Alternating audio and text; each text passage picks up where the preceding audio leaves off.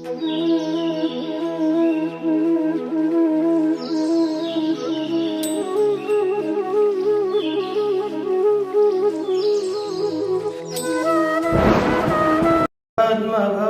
वसिष्ठं शक्तिं च तत्पुत्रपराशरं च व्यासं शुकं गौडपदं महान्तं गोविन्दयोगेन्द्रपदास्य शिष्यं श्रीशङ्कराचार्यमठास्य पद्मं पादैं च हस्तामलकैं च शिष्यं तन्त्रोटकं वार्तिककारवन्नान् अस्मद्गुरुं सन्ततमानतोऽस्मि श्रुते स्मृते पुराणानाम् आलयं करुणालयं नमामि भगवत्पादं शङ्करं लोकशङ्करम् शङ्करं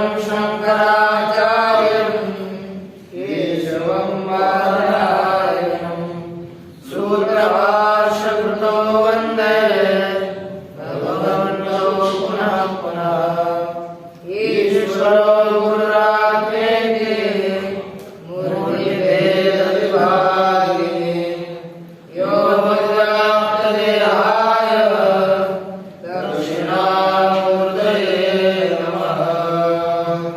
ॐ शान्ति शान्ति शान्तिः। भद्रं भद्रं कर्णेभिर्यजत्राः देवाः भद्रं पश्येमाक्षभिर्यजत्राः श्रीरङ्गैर्विश्वासतनुभिर्नशेम देवहितं यदायुः स्वस्ति न इन्द्रो वृद्धश्रवाः स्वस्ति न पूर्वा विश्ववेदाः स्वस्ति नस्ताक्षो अरिष्टनेमिः स्वस्ति नो बृहस्पतिर्दधातु। ॐ शान्ति शान्ति शान्तिः।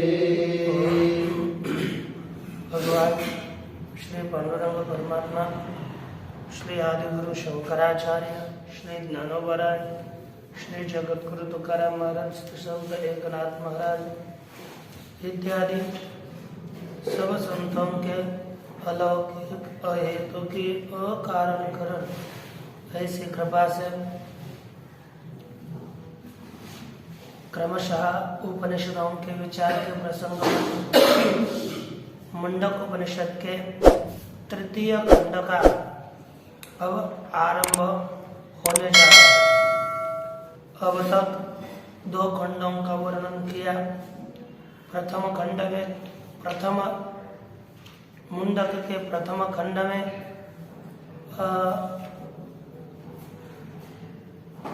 विद्या और अविद्या ये दो प्रकार की है।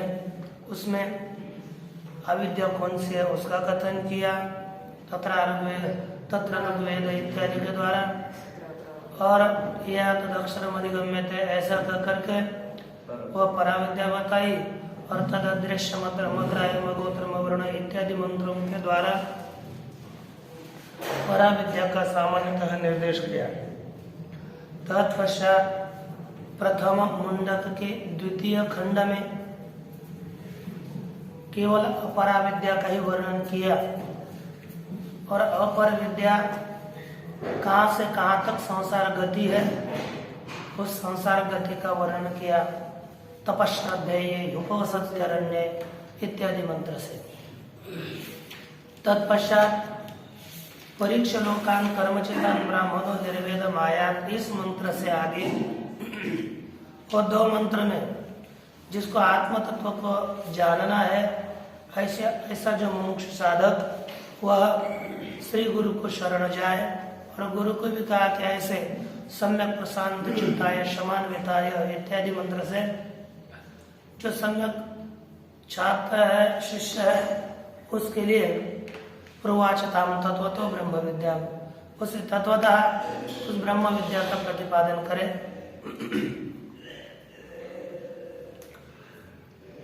उसके ऐसा कथन करने के बाद जिस ब्रह्म विद्या का प्रतिपादन करना है उसी का निरूपण तदेतात सूक्ता तदेतत् सत्यम,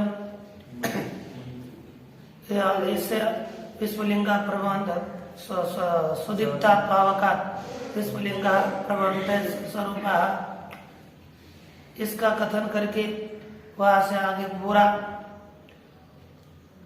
द्वितीय मुंडक का प्रथम खंड पूरे अक्षर तत्व के निरूपण में प्रवर्तित किया। उसके पश्चात द्वितीय मुंडक का द्वितीय खंड आया। इसमें जिसको साक्षात तत्व का उपदेश करने के पश्चात आत्मज्ञान नहीं हुआ, ऐसे साधक को पुनः पुनः उसी के चिंतन के लिए तत्व का निरूपण किया। अब अर्थात कैसी साधना करनी है, साधना का कथन हुआ। इसके पश्चात अब पुनः उसी पराविद्या के विषय में तृतीय मुंडक आने जा रहा है। उसकी पहले अवतरणिका देखिए। पराविद्या उक्ता यया तद अक्षरम पुरुषाख्यम सत्यम अधिगम्यते। पराविद्या बताई गई कौन सी है?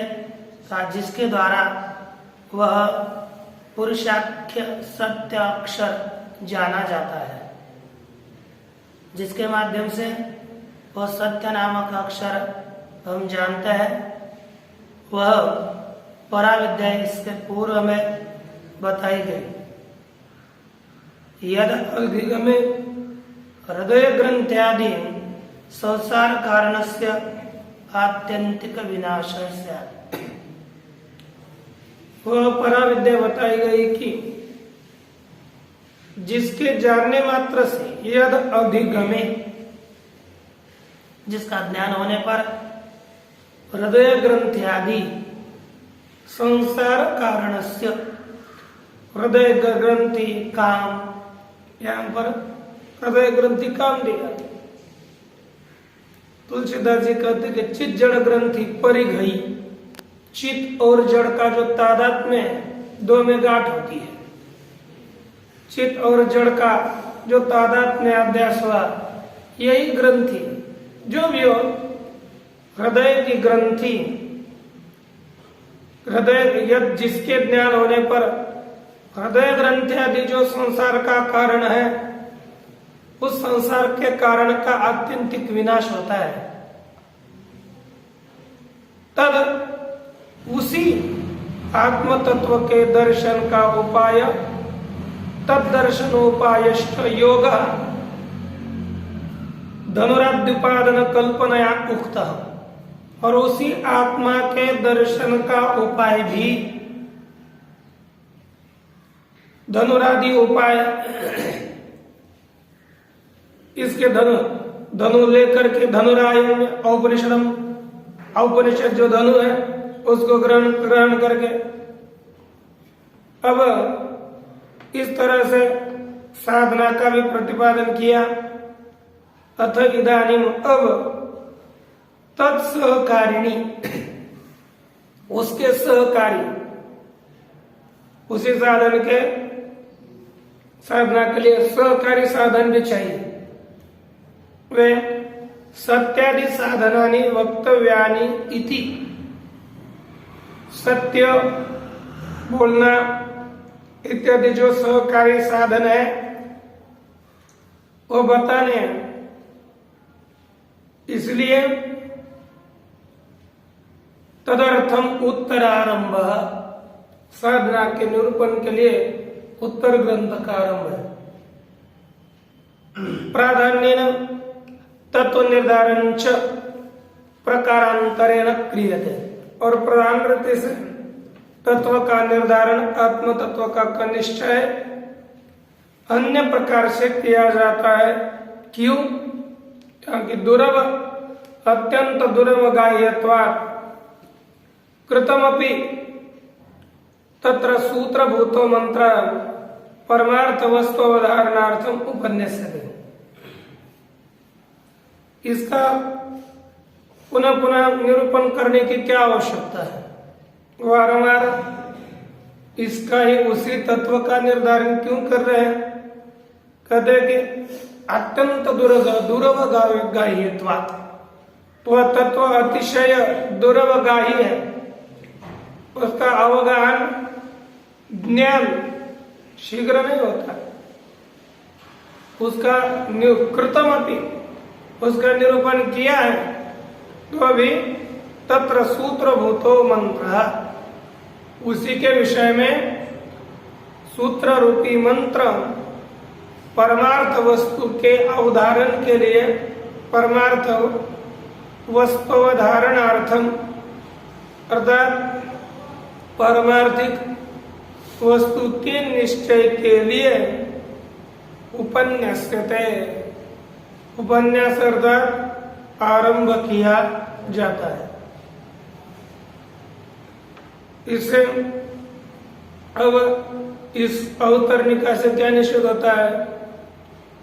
कोई भी उपनिषद हमारे लिए एक ही अपेक्षित है। यदि अपना कल्याण करना है तो एक ही उपनिषद से पूरी साधना होकर के हम मुक्त होंगे, लेकिन उस उपनिषद का यथासंग हम लोगों ने पालन किया तभी संभव है।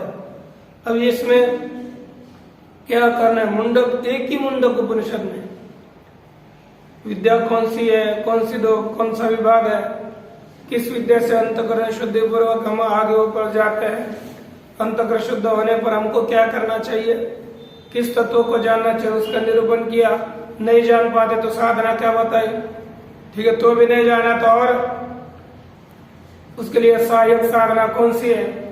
लेकिन साधना उस पथ पर चलने पर सफल होती है जो बस साधना का निरूपण ही सुनता है। मार्ग सुनने मात्र से गमन नहीं होता, उसकी प्राप्ति नहीं होती। हमको मार्ग सुन करके उसके ऊपर यथार्थ निश्चय करके फिर उसी मार्ग से चलना चाहिए, तभी गंतव्य तक प्राप्त होंगे। बस हम वो पढ़ रहे हैं, मार्ग सुन रहे हैं, है ना, सुन देते दूसरों को सुनाते ये मार्ग है, लेकिन खुद कभी चले नहीं तो गंतव्य तक प्राप्ति, गंतव्य की प्राप्ति कभी होगी भी नहीं। इसलिए मार्ग अतिक्रमण अभी से धीरे धीरे शुरू करना चाहिए। कश्यप की चाल भी हो तो भी चलने ही चाहिए, बिना चलने की अपेक्षा से। इसी मंत्र का कथन करते हैं कि द्वा सुपर्णा सयुजा सखाया, समानं वृक्षं परिशस्वजाते, तयोरन्यः पिप्पलं स्वाद्वत्तिम्, अनश्नन्यो अभिचाकशीति।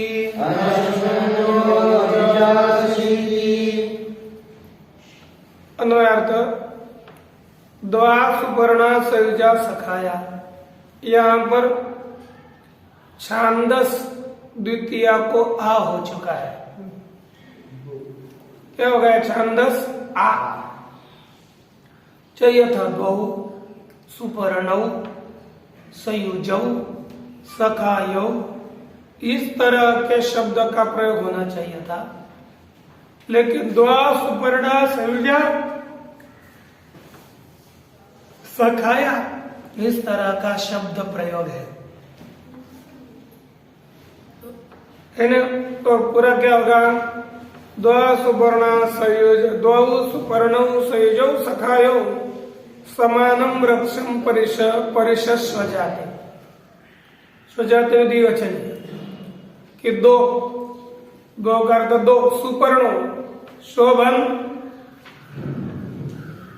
पंख वाले इन शोभन, दो शोभन पंख वाले संयुजो और नित्य एक साथ रहने वाले सखायो मित्र है। अब क्या रहते हैं, एकम समानम वृक्षम वर्षे हो जाते, समानम अर्थात एकम, एक वृक्ष में अर्थात एक ही जो शरीर रूपी वृक्ष है उसी में आसक्त हो गया। तयोर अन्य, उन दोनों में एक, पिप्पलम स्वाद्वत्ति, स्वाद जो पिप्पल कर्म का फल है उसका उपभोग करता है, दोनों में एक। अन्य अनशनन अविचाकशीति, उससे भिन्न दूसरा न अनशनन, है ना, अन्य अनशनन भक्षण न करता हुआ, क्या कहता है, अविचाकशीति, केवल देखता रहता है। उपभोग करता है वह जीव और केवल करता देखता है वह ईश्वर। और ये दोनों कहाँ पर रहते हैं, एक ही देह में। जयाचार देह भोनी विराजती ध्वनि, 12 अध्याय। जीव परमात्मा, जयाचार देह भोनी जीव परमात्मा ध्वनि वैश्वनी एक शनि विराजती। तो ये दोनों भी जीव और परमात्मा ईश्वर हृदय में निवास करते हैं, इसका यहाँ पर कथन किया। अब देखिए भाष्य। द्वौ, तो अर्थात दो, दो आकार तक या दो, सुपर्णा अर्थात सुपर्ण, शोभन पतनव, सुंदर पंख वाले दो सुपर्ण। क्यों ये सुंदर पंख वाले? क्योंकि पक्षी सामान्य व सुपर्ण, ये पक्षी का साम्य है, इसलिए इन्हें सुपर्ण कहा है, अर्थात पक्षिणो इत्यर्थ। ये कैसे रहते हैं, संयुजा अर्थात सयुजो, सहैव सदा युक्तो, नित्य एक दूसरे के साथ ही संलग्न है, युक्त है। सखायो, सखायो अर्थात समानाख्यानो, ये दोनों समान, दोनों मित्र है। समानाभिव्यक्ति कारणो एवं भूतौ संतो, अर्थात समान अभिव्यक्ति के कारण वाले, समान अर्थात एक ही, दोनों की अभिव्यक्ति का कारण कौन है, एक, इसलिए कहा समान एक। सवाल लिखा है 5 लोग टिप्पणी में लिखा कि समानम देयांत कारणात्मकम देयांत कारणात्मकम तुल्यम, समानार्थक देह अथवा अंतकरण रूप, यही इनके उपलब्धि का कारण है, अभिव्यक्ति का कारण है। इस तरह के होते हुए दोनों नित्य एक साथ युक्त होते हुए युक्त है। और ऐसे तो कहा है सवाल अर्थात अविशेषम उपलब्ध्याधिष्ठान तया एकम वृक्षम, उपलब्धि के अधिष्ठान रूप से एकम वृक्षम, एक ही वृक्ष में, वृक्षमियो उच्छेदन सामान्य, अतः वृक्ष किसको कहा, शरीर को। क्यों का, जैसे वृक्ष होता है, वृक्ष का उच्छेदन हो सकता है, उसी तरह वृक्ष की तरह उच्छेदन सामर्थ्य इसका स्वयं भी उच्छेदन होता है अर्थात नाश होता है। इस सामर्थ्य से ही शरीर को भी हम वृक्ष कहते हैं। क्या कहते हैं? वृक्ष। कहा कि सुपर्णव इव आगे वृक्षम परिशस्व जाते का अर्थ क्या? परीक्षोक्तवंत। उससे क्या है? संलग्न हो चुके। सुपर्णव इव एकम वृक्षम फलोपभोगार्थम, जैसे पंखों की तरह एक वृक्ष किसके लिए? फल के उपभोग के लिए। एक ही वृक्ष है यह वृक्ष कैसा है उसी का निरूपण जैसे 15 अध्याय में किया वैसे ही कहते हैं। अयम वृक्ष ऊर्ध्व मूल अवाक शाखा अश्वत्थ अव्यक्त मूल प्रभव। कहते एक वृक्ष ऊपर मूल वाला है, नीचे शाखा वाला है, यह अश्वत्थ है, और अव्यक्त जो माया उसी मूल से प्रकट हुआ है। क्षेत्र संज्ञा कहा, और यह वृक्ष कैसा है? क्षेत्र। इदम शरीरम कौन्तेय क्षेत्र नित्य विधीयते। इसलिए यह शरीर कौन है? क्षेत्र नाम वाला है। और कैसा है? कि सर्व प्राणी कर्म फलाश्रय है। सभी जितने भी प्राणी हैं उन सभी प्राणियों के कर्म का और फल का आश्रयभूत यह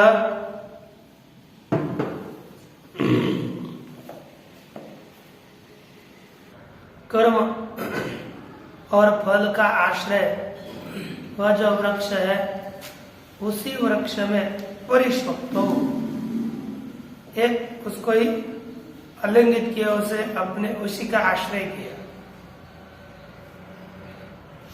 अब यह सुपर्ण इव अविद्या कर्म कर्म वासनाश्रय लिंगोपाध्यात्म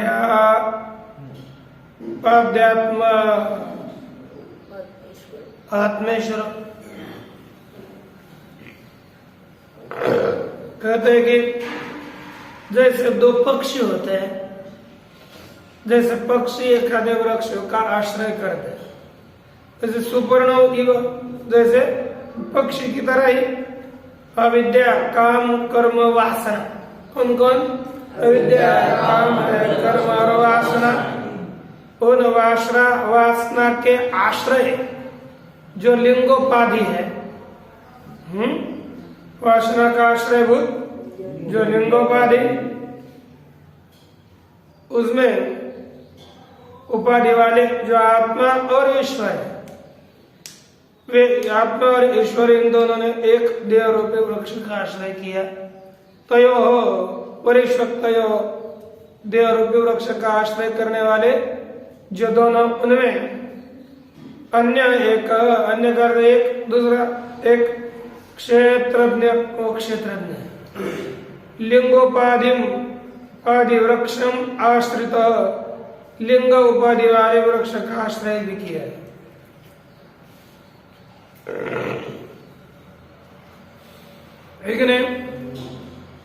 पिप्पलम अर्थात कर्म निष्पन्नम सुख दुख लक्षणम फलम, कर्म रूपी सुख दुख आत्मक जो फल है उसी कर्म फल का स्वादु अर्थात अनेक विचित्र वेदना स्वाद रूप, अनेक प्रकार के विचित्र जो वेदना का स्वाद है तद्रूप उसी का स्वादु अति अच्छे फल का कैसा होगा? अनेक प्रकार का विचित्र है, ज्ञान होता है, उसका उपभोग होता है, उससे स्वाद आता है। ऐसा जो फल है स्वादु है, उसी का एक जीव उपभक्ष्यति भुंगते अविवेकता, अविवेक के कारण इसी फल का सेवन करता है। अश्नन अन्य इतर ईश्वर, दूसरा इतर ईश्वर, अन्य अश्नन अर्थात उसका सेवन न करता हुआ। कौन है? ईश्वर। वो कैसा है? नित्य शुद्ध बुद्ध मुक्त स्वभाव सर्वज्ञ, नित्य शुद्ध बुद्ध मुक्त स्वरूप वाला सर्वज्ञ ईश्वर है।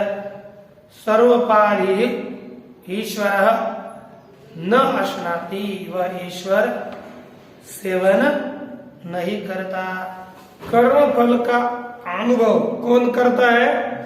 बोलिए बोलिए। ईश्वर करता है क्या? नहीं करता। वो क्या करता है फिर?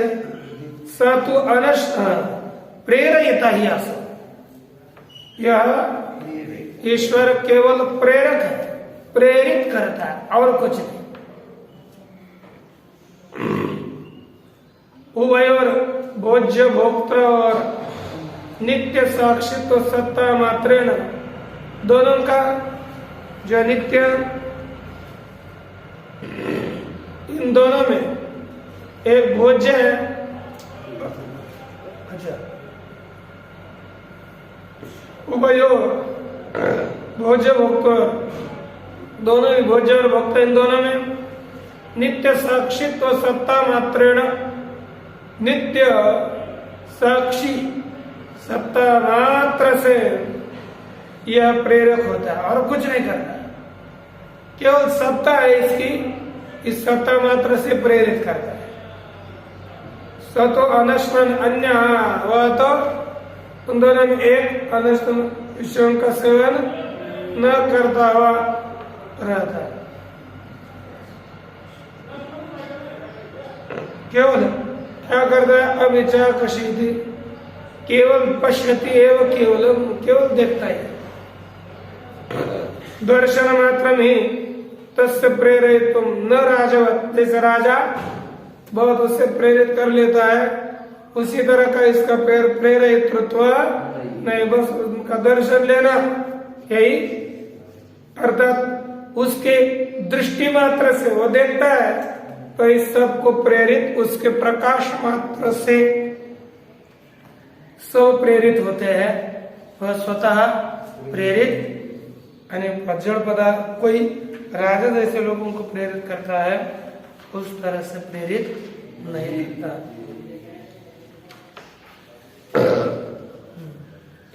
समाने वृक्षो पुरुषो निमग्नो, समाने वृक्षे पुरुषो निमग्नो, अनीशया शोचति मुह्यमानः, अनीशया शोचति मुह्यमानः, दुष्टं यदा पश्यत्यन्य, दुष्टं यदा पश्यत्यन्य, मेषमस्य महिमानमिति वीतशोकः, मेषमस्य महिमानमिति शोकः।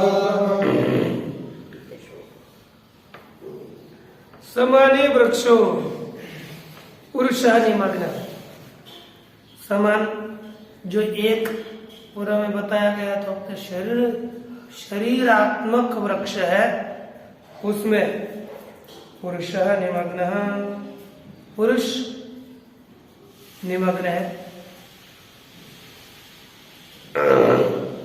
यथार्थ रीति से पुरुष उसमें ही लगा हुआ है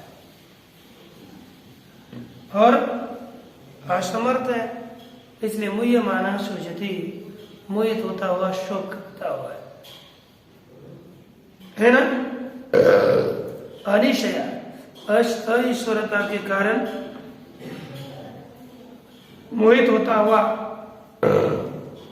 शोचति, वह शोक करता है। यदा जुष्टम अन्यम ईशम पश्यति, जब सेवा किया हुआ सेवित अन्य ईश्वर, अपने से भिन्न ईश्वर को यह देखता है, तदा महिमानम इति शोका, उस काल में महिमा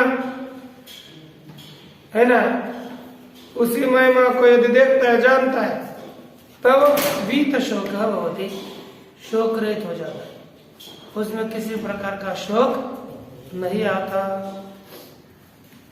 तो देखिए भाष्य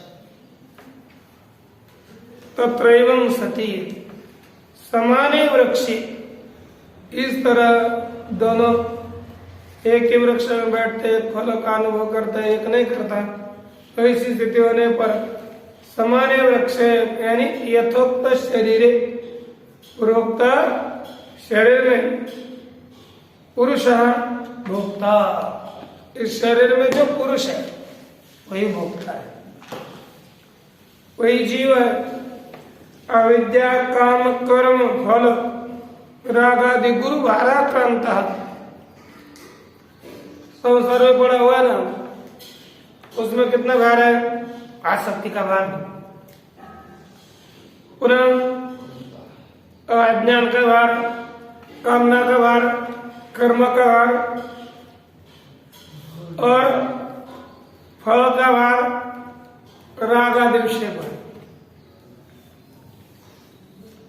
ये इन विषय जो भार है, इस भार से अतिशय ज्यादा हो गया तो क्या होता है? जरी कदराबू अर्थात भोपड़ा है ना, वो उसको क्यों अधिक भार देंगे तो वो भी नीचे चला जाता है। कभी वो भी नीचे चला जाता है, लेकिन उसके ऊपर भार नहीं होगा तो सीधा ऊपर आ जाता है। ऊपर आने के लिए सज्ज हो जाता है, बस बाहर हट जाए। उसी तरह जो साधक सत्व गुण से युक्त है और किसी प्रकार का ज्यादा भार उसमें नहीं है, ऐसा जैसे आलाबू समुद्र जल में निमग्न होता हुआ निश्चय है ना, ध्यात्म भाव आपन्ना, निश्चय रीति से ध्यात्म भाव को प्राप्त हुआ हुआ।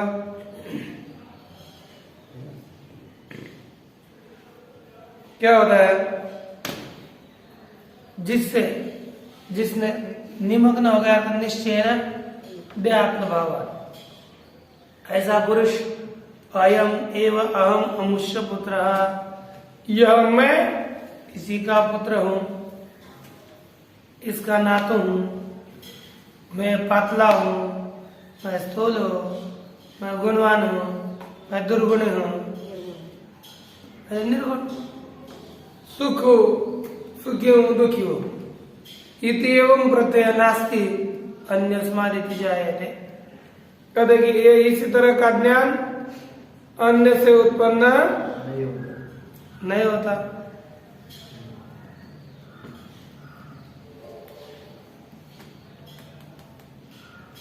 एक नास्ते अन्य अस्मादिति जायते म्रियते संयुज्यते युज्यते च संबंधी बांधवैहि, वह उत्पन्न होता है, मरता है, संबंधित भी होता है और अलग भी होता है।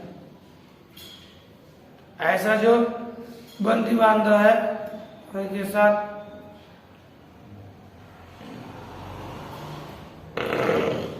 ये उनके द्वारा पहले देहादियों से युक्त होता है, बंधु बांधवों से भी युक्त होता है, बाद में बंधु बांधव आ गए उनसे अलग भी हो जाता है।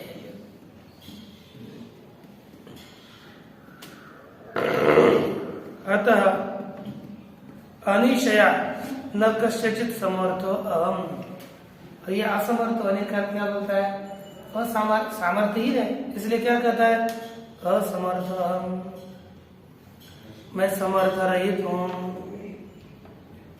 पुत्रो मम विनष्ट, मेरा पुत्र मर गया, भार्या मर गई, किम में जीवितम एतेन एवं, है ना, मेरे जीवन का क्या? इस तरह से इसी के द्वारा एवं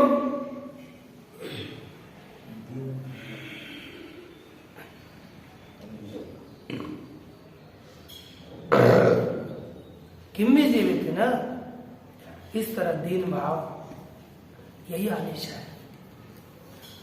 तया उसे दीन भावना से ही शोचती संतप्यते निरंतर तप्त हो जाता है, दुखी रहता है। अनेक अनर्थ प्रकार अविवेकतया अनेक अनर्थ प्रकारों के द्वारा अविवेक होने से चिंता मापद्यमान विचार को प्राप्त हुआ। स एवं वह पुरुष एवं प्रेत तिर्यंग मनुष्यादि योनिषु प्रेत तिर्यक मनुष्यादि जो योनि है उनमें आज जवी भावम आपन्ना, आज अर्थात जब तक अर्थात ये किसको वेगता को प्राप्त होगा। जवी भाव जब अर्थात वेग, जब अर्थात वेग भाव को वेगत्व को तो प्रत्यय के प्रकार है। इस भाव पद्धि है तो जनी भाव अर्थात जनन्यार्थ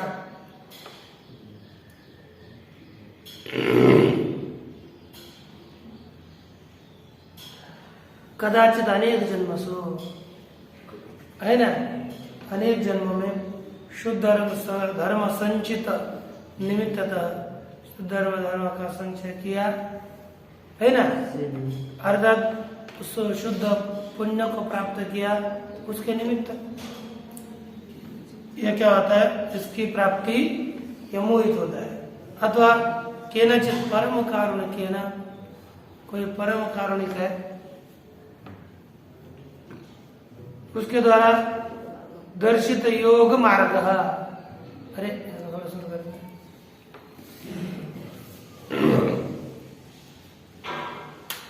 दर्शित योग मार्ग दिखा है, योग मार्ग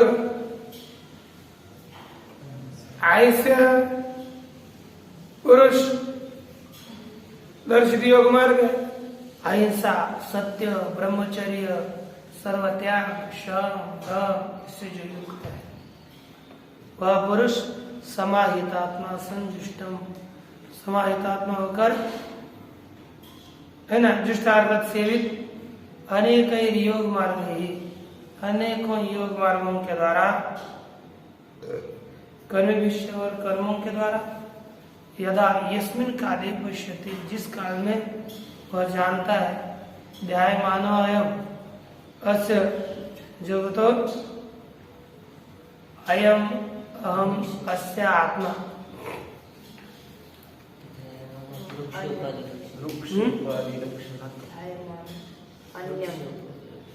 अच्छा ध्याय माना अन्यम अर्थात वृक्ष उपाधि लक्षण से विलक्षण ईश संतरणीय है ना, ईश्वर के जो संसारीण जो अनिश है, ऐसा जो संसारी है वो संसारी को आशनाया पिपासा शोक मोह जरा मृत्यु रहती, आशना पिपासा शोक मोह जरा मृत्यु इससे अतीत जो ईश्वर है उस ईश्वर के सर्व है ना, सर्वस्व जगत, सभी प्रकार के जगत का अहम अयम अन्य आत्मा, मैं इससे भिन्न सर्वपादा हूँ, सर्वत्र समासा सर्वभूतस्थ सब जगह पर समान, सब प्राणियों में स्थित रहने वाला, नए तरह अविद्या जनितोपाधि इच्छन, अच्छा परिचिन्न यह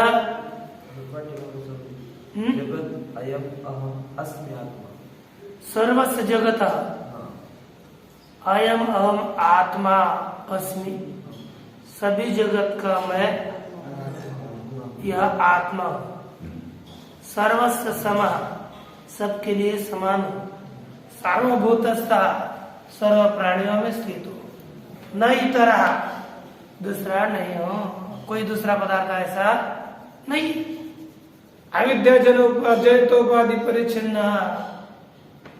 मायात्मा इति, और यह अविद्या जनित उपाधि के द्वारा परिचिन्न है, संकुचित है, वो माया आत्मा है।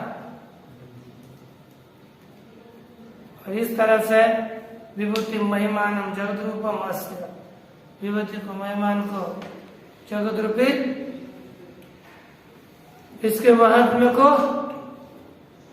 मम परमेश्वर से किसका मुझे परमेश्वर महिमा है ना, जो जगत रूप महिमा है उसी महिमा को यदा एवं दृष्टा तदा जब मन या जीव उसको देख लेता है तदा तब वित शोक होती, उसका भी सभी शोक से रहित होता है। सर्वस्मात् शोक सागरा विप्रमुच्य कृतकृत्य भव कृतकृत्य भव, सभी प्रकार के शोक सागर से तर जाता है और वह कृतकृत्य होता है। इस तरह से इस तृतीय मुंडक के द्वितीय खंड के 2 मंत्र का विचार किया। अब देखिए है ना, तृतीय मुंडक का प्रथम खंड के 2 मंत्र, उसके बाद का विचार कर देखेंगे। ओम पूर्णमदं पूर्णमिदं पूर्णात् पूर्णमुदच्यते पूर्णमेवावशिष्यते। ओम शांति।